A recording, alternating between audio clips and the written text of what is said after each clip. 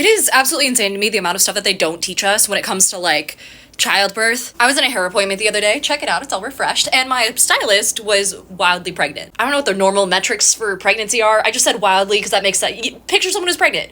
That's what she was. And she was telling me all about the process because she's had kids before, and she was talking about how the placenta is not just like that tiny little shriveled up piece of jerky that people have in their fucking attics sometimes. You know, sometimes people keep those or like turn it into like pills or whatever. Anyway, turns out it's the size of a dinner plate normally. And it's like attached to the inside of your uterine wall, I guess. And so like you have to pass it and give birth to it like 0 to 30 minutes after you give birth to the child. So you give birth functionally twice?